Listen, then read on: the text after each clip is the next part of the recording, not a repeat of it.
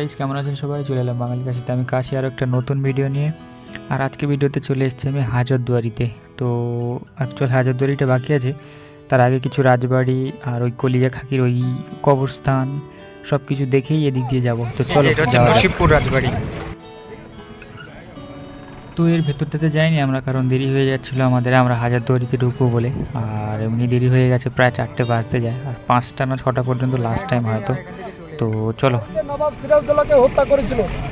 হ্যাঁ, এই বাড়িটা দেখছেন, এই বাড়িতে নবাব সিরাজদৌল্লাকে 7 দিন ধরে বন্দি রেখে হত্যা করেছিল। মির্জাফর বেইমানি করেছিল বলে মির্জাফরের বাড়িঘর কেউ যায় না, কারণ ইতিহাসে মির্জাফরকে সবাই বেইমান বা গদ্দার বলে। অবস্থান আছে মির্জাফরের পরিবারতে 5 মিনিট লাগবে, ঝট করে দেখে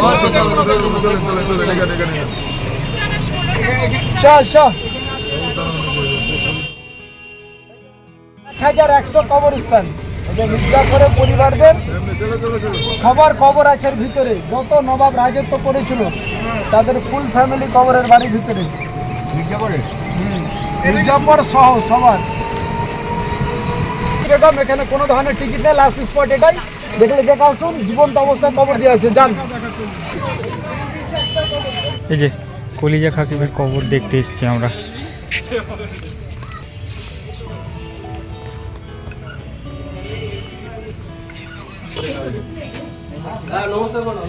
খবর দিয়েছি তো। আরে কি বলো তোমাকে?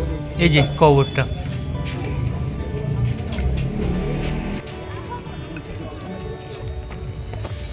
এই যে এটা হচ্ছে কলিজা খাকির কবরের ওপরের স্থানটা, আর নিচে কবর দেওয়া সিঁড়ির নিচে। তো এইখান দিয়ে একবার দেখাই, এই যে কবরের স্থানটা নিচে, আর এই ওপরে সিঁড়ির নিচে কবরস্থান। কলিজা খাকি জীবন্ত মানুষের কলিজা খেত। যাই হোক, আর দেরি হয়ে যাচ্ছে, এবার যাবো আমরা হাজারদুয়ারিতে। তো চলুন। তো এবারে একদম যাবো আমরা সোজা হাজারদুয়ারিতে, কারণ আর সামনে কিছু দেখার মতন নেই, আর ইমামবাড়াতে তো ঢুকতেই দেয় না এখন। তো চলো।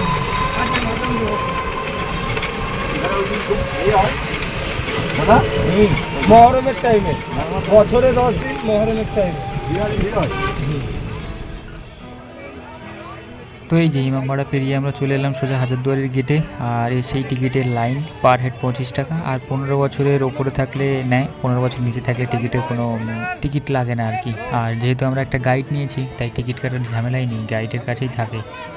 তো টিকিটের মূল্যটা একটু বেশি পড়ে গাইডের থেকে নিলে। তো যাই হোক, গাইড এখন কি বলছে আমরা শুনি।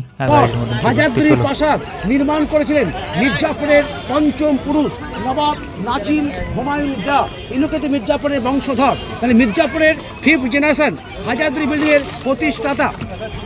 1829 9 আগস্ট বিল্ডিংটার কাজ শুরু হয়। 1837 সালে বিল্ডিংটার কাজ কমপ্লিট হয়। দীর্ঘ তৈরি করতে সময় লেগেছিল 8 বছর। তৈরি করে তখনকার খরচা ছিল 16.5 লক্ষ মুদ্রা। মুদ্রা কত অর্থ হচ্ছে হয় স্বর্ণ মুদ্রা নথবা রূপ মুদ্রা। হাজারদুয়ারির ফ্রন্ট সাইড এবং ব্যাক সাইড একই রকম দেখতে। ফ্রন্ট সাইডে রয়েছে ওঠার সিঁড়ি, ব্যাক সাইডে কোনো সিঁড়ি, দেখতে একই রকম। ভালো করে হাজারদুয়ারিকে লক্ষ্য করে দেখুন। হাজারদুয়ারি যে আর্কিটেকচার ডিজাইন, এটা পুরো ইটালিয়ান ইউরোপিয়ান টেক্সচার, যাকে বাংলায় বলা হয় গথিক টেক্সচার। আপনি কলকাতায় মেডিকেল কলেজ, কলকাতায় রাজভবন, শ্রীরামপুর কলেজ, যা কিছু দেখবেন এই আর্কিটেকচার তৈরি করা। হাজারদুয়ারি প্রাসাদে কোনো নবাব বা বেগমরা বসবাস করতেন না। হাজারদুয়ারি ছিল সেকালে নবাবী আমলে কোর্ট, বিচার সভা। 3টে রাজ্যের বিচার করা হতো, অফিসিয়ালি কাজ করা হতো। কোন কোন রাজ্য?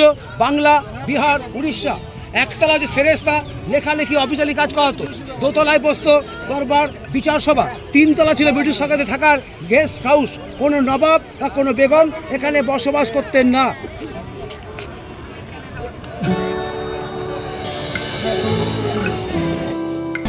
আমরা বাংলা ভাষায় বলে থাকি ইমামবাড়ি। ইমামবাড়া জিনিসটা হচ্ছে মুসলিম ভাইদের ধর্মীয় স্থান অথবা ধর্মীয় জায়গা।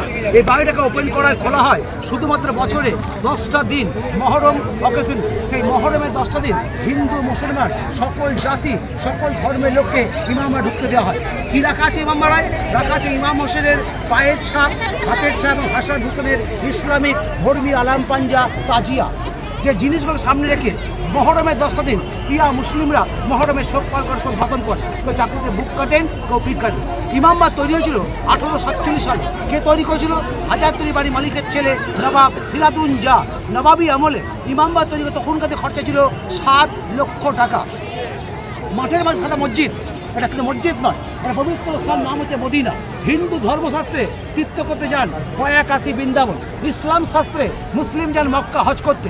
তখনকার দিনে যে সকল গরিব দুঃখী মানুষরা টাকার অভাবে, সময়ের অভাবে যেতে পারত মক্কা হজ করতে, তারা হজের পুণ্য অর্জনটা, পুণ্য কাজটা এখানে এসে করতেন। এটা সিরাজউদ্দৌলার একমাত্র স্মৃতি, নাম হচ্ছে মদিনা।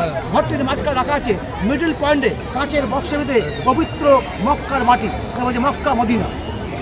ঠিক লক্ষ্য করুন, মদিনার সামনে হলুদ বেদিয়ে পড়ে শুয়ে রাখা আছে বড় একটা কালো কামান, দেখছেন? হলুদ বেদিয়ে দেখুন, ওই কামানটির নাম হচ্ছে বাচ্চা বালি কামান। কেউ বলে বাচ্চা বালি, কেউ বলে বাচ্চা বলি।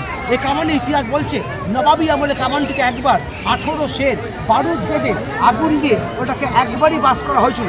দ্বিতীয়বার বাস করা সাহস করতে পারেনি নবাবরা, কারণ যখন প্রথমবার কামানটি দাঙ্গা হয়েছিল চারিদিকে হয় এক ভয়ঙ্কর বিকট শব্দ।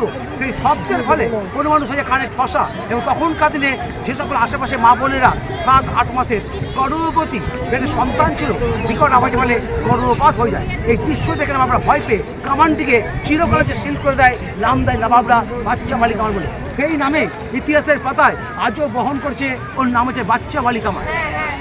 ডান দিকে টাওয়ার, এটা টাওয়ার করা, বাংলা ভাষায় বলা আছে ঘড়িঘর। আমরা এখন পড়ছি বর্তমান হাতে রিস্ট আছে হাত ঘড়ি। সেকালে কোনো রকম কোনো হাত ঘড়ির প্রচলন ছিল না, ঘড়ি ছিল। ঘড়ি ইউজ করতেন কারা? রাজা মহারাজা জমিদাররা, ব্রিটিশ সাথে হাতে নয়। তখনকার ঘড়ি ছিল পকেটে ঘড়ি, চেন দিয়ে। তখনকার হাতে স্টাফরা, কর্মচারীরা ঘড়ির টাইম দেখে কাজে জয়েন করতেন। ছুটে চাবি দিতে লাগতো বছরে 2 বার, 6 মাস অন্তর 2 বার চাবি দিলে সারা বছর এই ঘড়ি চলতে। দুঃখের বিষয়, ঘড়িটা খারাপ অচলে পড়েছে, বর্তমান ঘড়ি চলে না, এখন পুরোপুরি নষ্ট। এদিকে দাঁড়া, কী বলছে ভালো করে শুনবেন। যার যার কাছে মোবাইল রয়েছে, মোবাইলের সুইচগুলো অফ করে পকেটে রাখবেন, হাতে কেউ মোবাইল রাখবেন না। আর যদি অফ না করেন, কোনো কারণ চেকিং হলে ধরা পড়লে 500-1000 ফাইন করতে পারে। পরে কিন্তু বলবেন না তাই তুই বলুন এখানে, নিয়মটা বলবেন। জিনিসটা আপনার কীভাবে রাখবেন আপনার আবার নিয়ম সুইচ অফ করে ঢুকুন। এই দিকে তাকান, অফ করে। এই যে লোক সব ঢুকছে, ঢুকে কোথায় আসছে? ওই যে খোলা জানলা, ভালো শুনে বলছি, খোলা জানলা, ওখানে আসছে লোক। সব লোক আছে, আপনি ওখানে জানলা করে দেখতে পাচ্ছেন। উপরে উঠে না সিঁড়ি দিয়ে প্রথমত উঠবেন না, কারণ সিঁড়িতে যাচ্ছে ডাইরেক্ট ওই বাহির করতে গেটে মুখ, ওই লোক বেরিয়ে আসছে উপরে। সিঁড়ি দিয়ে উঠবেন না, তাহলে যাবো কোথায়? জানলা ওখানে দাঁড়াবেন, সোজা অস্ত্র ঘর দেখতে পাওয়া আছে, খোলা আছে, ডাইরেক্ট অস্ত্র ঢুকে যাবে। অস্ত্র দিতে কিছু আছে, যেখান থেকে অস্ত্র কাটাকে শেষ হয়ে যাবে, আর দেবে অস্ত্র নয়, শেষ হয়ে গেল। বিশাল চওড়া সিঁড়ি উঠছে, ওপরে উঠে আসে লোক, উঠছে ওপরে।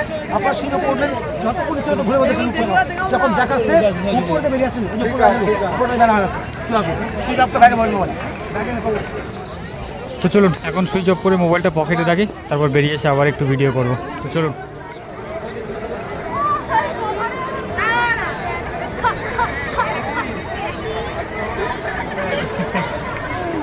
তো এই যে ঘোরা হয়ে গেল, আর এবারে আমরা ফিরবো।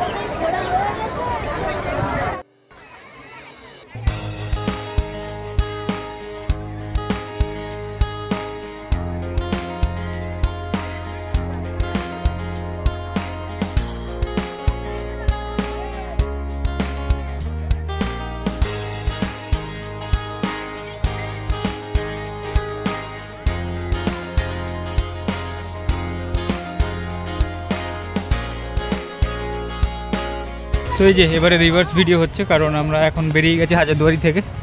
আর চলো আজকের মতন এইটুকু ঘোরাঘুরি হলো নববর্ষের শুরুতেই। তারপরে কোথাও গেলে আরেকবার দেখা হবে পরের একটা ব্লগে। তো চলো আজকের মতন এইটুকু, দেখা হচ্ছে পরের একটা ব্লগে। বাই।